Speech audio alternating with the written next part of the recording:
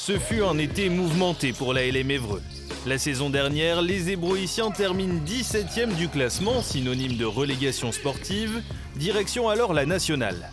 Mais un rebondissement intervient courant juin, Lille et Boulogne ont de sérieux soucis financiers, les deux clubs ne peuvent se réengager en Pro B. Alors le 11 juillet dernier, soulagement, Évreux est repêché et reste en 2e division. On avait quelques infos en off quand même qui étaient rassurantes concernant les clubs qui avaient des difficultés financières. Après, c'était sûr que c'était pas à gagner d'avance. On espérait tous que la Ligue fasse le travail pour annoncer rapidement, ce qui n'a pas été fait d'ailleurs, ce qui a été long. Ça fait longtemps qu'on est en Pro B, donc descendre c'était un peu comme un échec.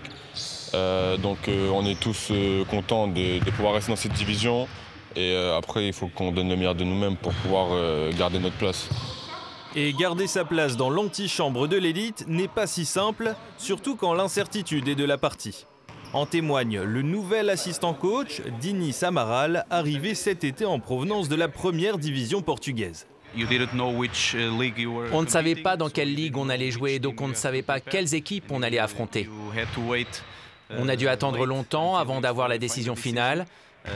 Ce n'était pas simple de trouver les joueurs et de construire une équipe cohérente, mais pour moi c'était tout vu, national ou Pro B, je voulais faire partie de l'ALM. Un effectif était à refaire, plus de 40 joueurs étaient sur les tablettes de l'ALM, parmi eux Alexis Tang, valeur sûre du championnat de France et nouveau capitaine désigné par le coach Marc Namura.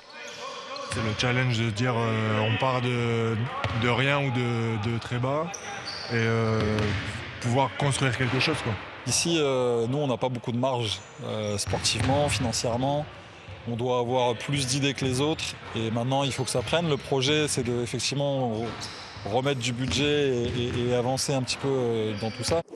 Regardez, sur les 20 équipes de Pro B cette saison, l'ALM est le plus petit budget global avec près de 3 fois moins que le plus gros porte-monnaie Paula Cortez. Concernant la masse salariale, même histoire, Caen a une enveloppe 2 fois supérieure alors que l'équipe vient seulement de monter. Donc l'objectif est simple, en apparence, en 3 ans, gagner 400 à 500 000 euros de budget supplémentaire.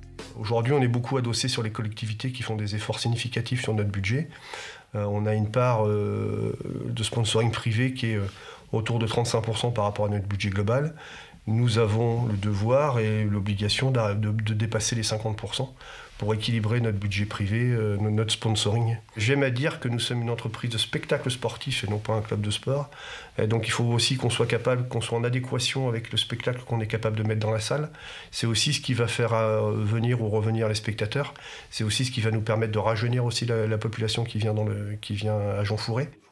Le financier devra forcément faire équipe avec le sportif pour hisser l'ALM à la place que les dirigeants souhaitent, une place de référence au sein du territoire, pour les entreprises, pour les autres clubs de basket de l'heure, mais aussi en Pro B où les Hébroïciens comptent bien continuer l'aventure.